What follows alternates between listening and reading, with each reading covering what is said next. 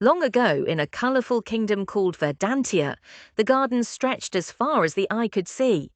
The most special garden of all was the royal aubergine garden, where the vines were tall, shiny, and strong.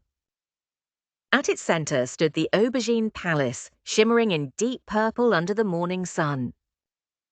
Inside the palace lived Princess Aurelia, the Aubergine Princess. She wore a flowing gown of purple silk patterned with golden vines. She was clever, curious, and kind-hearted, but she had a habit that made life tricky. Princess Aurelia sometimes forgot her good behaviour. She spoke too loudly at the dinner table, stomped her feet when she didn't get her way, and often interrupted her teachers during lessons.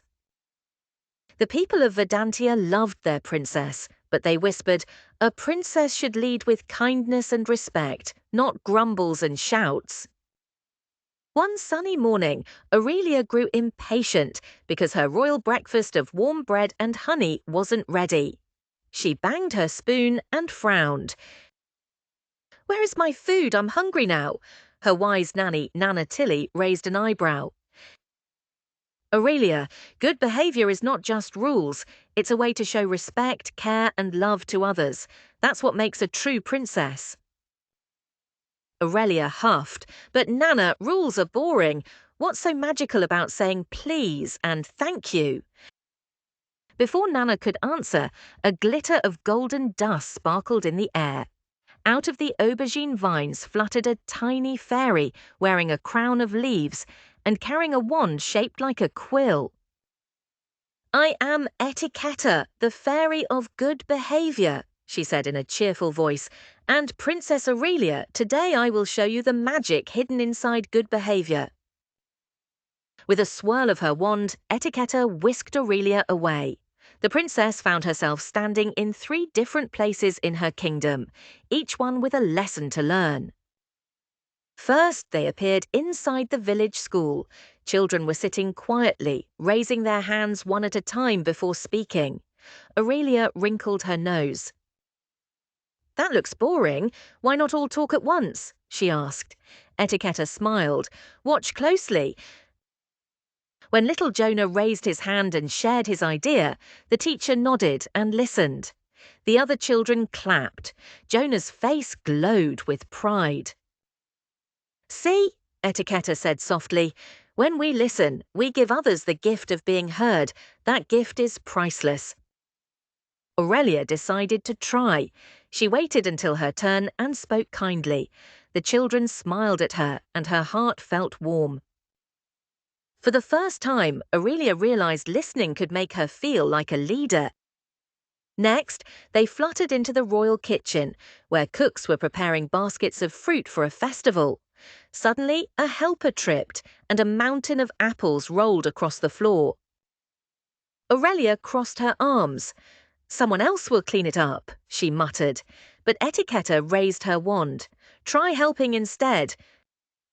With a sigh, Aurelia bent down and began to pick up apples. To her surprise, others joined her. Together, they finished in no time. The helper bowed gratefully. "Thank you, Princess. You saved the festival apples." Aurelia blushed with pride. That felt good.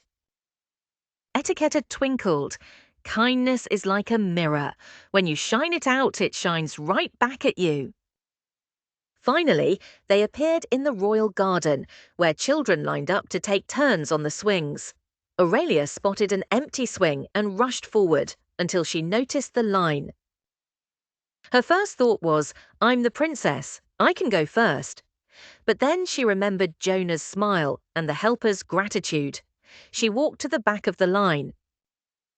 When it was her turn at last, she swung high into the sky, the wind in her hair, and it truly did feel sweeter because she had waited patiently, just like everyone else.